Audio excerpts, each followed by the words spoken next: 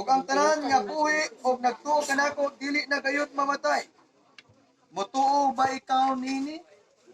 Siya mingon kaniya, oo Ginoo. Ako nagtuo nga ikaw mao ang Kristo, ang anak sa Dios, ang muanhi sa kalibutan. Langiton nga mahan Dios nga magagahom sa tanan. Nini nga kamuntagon kami nagasudong sa patayng lawas ni Felicissimo Tabura. Ingon nga kami nga mga buhi pa nining panahon na karon. Nagampo ako nga kami makadawat sa imong mensahe nga din angay usab kami nga mamalandong og makahimo sa pagpangandam. Tungod kay moabot usab ang mga adlaw nga kami mahimong sama kaniya. Apan naglaom kami tungod kay nagsaad ikaw kinabuhing dayon sa tanan nga mutuog mosalig kanimo. Nini nga kabuntagon nagampo ako sa imong pagministeryo pinagi sa imong Santo Espiritu. Nga ang tanan nga dunay gininhawa karon magbaton kayod sa pag-ilaw pagsalig kanimo. Tungod kay moabot usab ang adlaw sa among kamatayon ug tungod niya na nga mahimo kaming kumpiyansa moatubang kanimo ug mahimo kaming masaligon nga kami usab makadawat sa imong saad nga diin makabaton kami sa maong kinabuhi nga walay katapusan.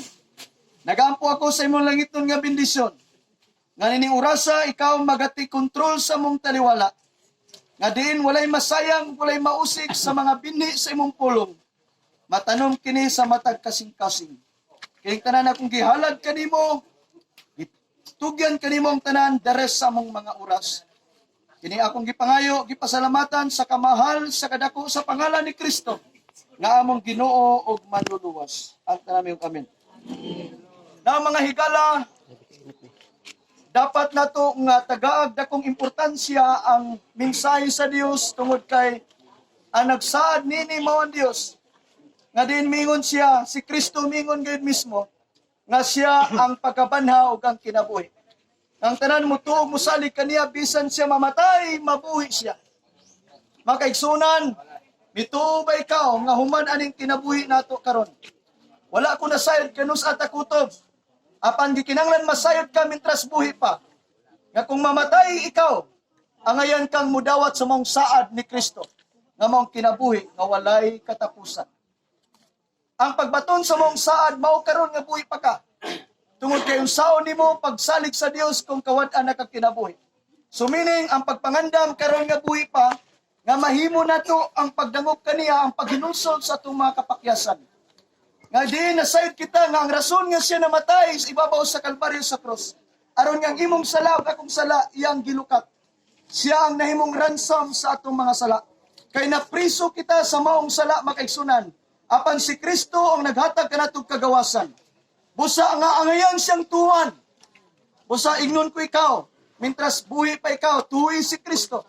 Nga siya ang imong paglaom sa imong kinabuhi. Si Kristo nga itong gikinanglan makaigsunan. Siguro imong napansin pagsulod nimo ani nga dapit diri sa menteryo sa Kabalantian. Makita nimo nga ang lungon o mga pansyon makaigsunan dunay gamay, dunay dagko. Dunay namatay nga bag-o pa, dunay namatay nga dugay na, ug laylay ang mga sizes makaigsunan. Sumining ang kamatayon walay gipili. Pwede mo abot kanimo bisang unsang orasa. Apan igsuon ang katuyuan lang sa Dios alang kanato. Nga ingon nga dunay serbisyo sama nini aron nga kita nga mga buhi makabaton sa pagpahinumdom makaigsunan. Nga di ay si Tatay Felicissimo naguna lang nato, ikaw ug ako musunod maabot ang mga adlaw. Busang mensahe sa kaluwasan gihatag na kanato mao tong mensahe sa iyang kamatayon. Sumala sa itong giuna nga gibasa nga bersikulo makaigsunan sa Juan kapitulo 5 bersikulo 28 akong balikon sa pagbasa. Ayaw ka mo kahibulong nini kay ang tagna nagsingabot na. Nga ang tanan nga naa sa mga lubong mamati siyang tingog. O ang mga nagbuhat og maayo manggula sa pagkabanaw ngadto sa kinabuhi. O ang mga nagbuhat og dautan sa pagkabanaw ngadto sa silot. Now, dunay duha ka opsyon nga pagpili. Nga mintras buhi pa ikaw, magkinabuhi kang matarong sa Dios. Dios nun nga kinabuhi. Tungod kay makaigsunan, maunay paagi nga din imong ipakita sa Dios nga ikaw dunay tinguha sa pag-alagad kaniya. Ang kinabuhing Dios noon, mao ang kinabuhing nagtuo sa Dios, miangkon kaniya nga siya ang imong manluluwas. Kay si Kristo may wala na laing paagi siyang dalan kinabuhig ang kamaturan. Na ang kinabuhing Dios noon maong paagi nga ikaw mi ila kang Kristo. Imo siyang giangkon nga imong Ginoo maluluwas. Now kining gisgutan diri makaigsunan nga diin mabanaw usab ang taong daotan ngadto sa pagkahinukman sa silot. Na ang taong daotan makaigsunan nasayod na siguro ikaw unsa kini nga klase nga tao. Ang taong daotan ang taong walay relasyon sa Dios. Mangutana ko nimo karong kabuntagon, kung na ba kay mayong relasyon sa Dios? Kanusa man ikaw mo establisar og mayong relasyon sa Dios? Sa panahon bang nagtinga na ka? Ikson ayaw sa yangang panahon. Ang Dios naghatag nimong mayong lawas.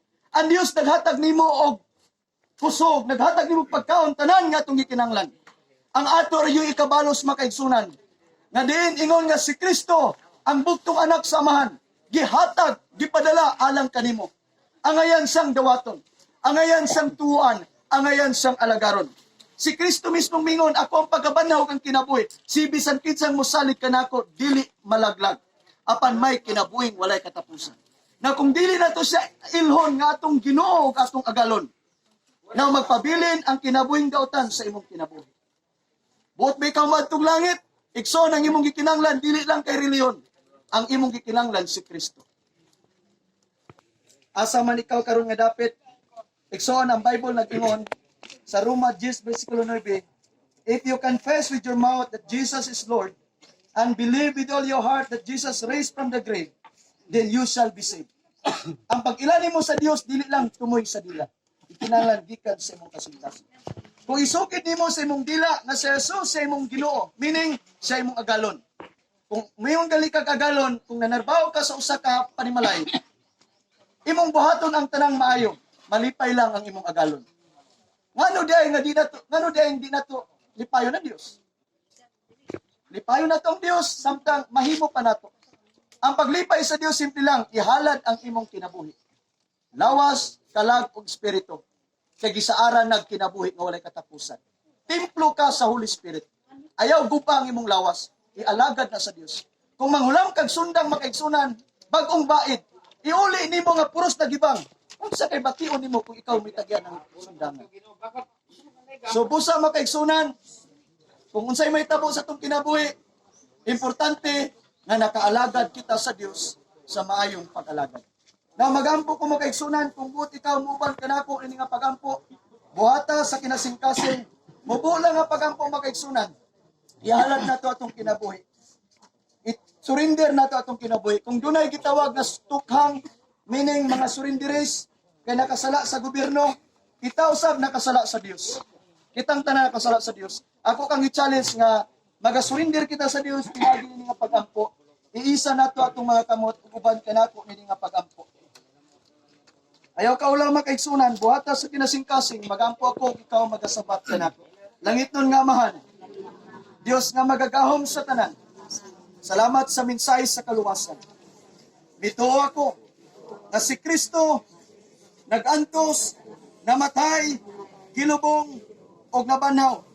Ingon nga bayad sa akong sala. Nining orasa, akong hinulsulan ang tanan akong nabuhat sa hunahuna, sa buhat o sa pulong.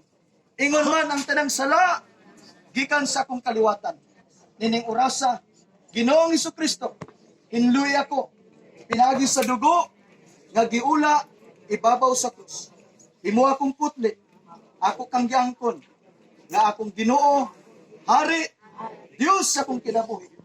Hinumdumi ako sa adlaw nga ikaw mubalik. Nining orasa, isulat akong ngalan sa libro sa kinabuhi. Salamat sa kapasaluan, sa kaluwasan, pinagi kang Kristo Jesus, nga akong Ginoo. Amen. So last viewing makaigsunan.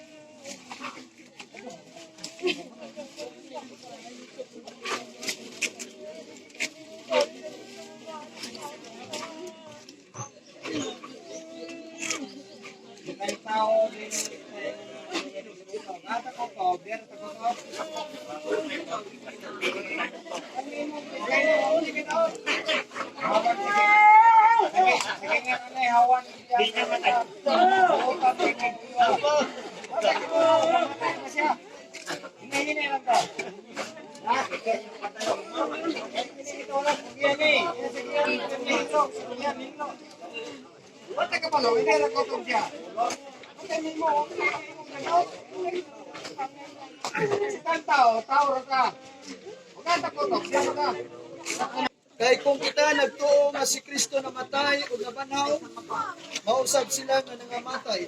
Dagon ra unya sa Dios pinagi kang Hesus o ban kanina. Kay kining among ipahayag kaniyo sumala sa pulong sa Ginoo. Nakitang mga buhi nga nagpabilin pa hangtod sa pag-abot sa Ginoo, dili maguna kanila nga nangamatay. Kaya ang Ginoo gayud mao ang manaog gikan sa langit uban sa pagmando o uban sa tingog sa pangulong anghel o uban sa tingog sa trumpeta sa Dios. O kunya ang mga nangamatay diha kang Kristo muuna sa pagpamangon. O kita nga mga buhi pa nga nagpabilin sa gawon unya ngadto sa mga panganod uban kanila sa pagsugat sa Ginoo diha sa kalanginan. O sa ingon ini kita magiguban na kanunay sa Ginoo.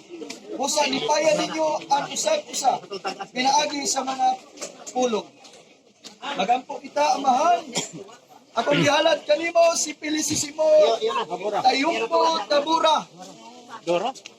Nasayad kami nga diin dunay paglaom sa tanang nga matay nga mituo kanimo. Sumala sa imong saad nga diin moabot ang mga adlaw nga din ang tingog sa trumpeta sa anghel. Madunggan sa mga nangamatay nga nagtuo kang Kristo. Og mao sila ang unang mabanaw musugat ngadto sa kang Kristo diha sa kapanganuran og makikuban kaniya sa walay katapusan. Sa samang pag-iusap kami nga mga buhi nga ng mga panahon na, imong pagasagawon sa malamang sa pagpamilok, o makikuban usab kanimo sa walay katapusan. Nining adlaw, salamat sa imong mensahe, na ang tanan nga mga buhi usab Ginoo magbaton sa maong paglaom, magbaton sa maong pagtuo nga mualagad gayud kanimo, samtang duna pay kay gayunan. Amahan, kining lawas ni Felicissimo imong gigamit ingon nga binhi karon alang sa mga buhi. Kadiin ang kaluwasan Ginoong Dios maangkon gayud sa matag banay ug sa matag pamilya. Akong itugyan kanimo kini nga lawas, ikaw may naghatag og kinabuhi, ikaw isa pang magabawi. Ikaw Felicissimo Tayumpo Tabura, binuhat ka gikan sa abog, mubalik ka usab sa abog. Sa ngalan sa Amahan, sa Anak ug sa Dios nga Espiritu Santo. Amen. Amen.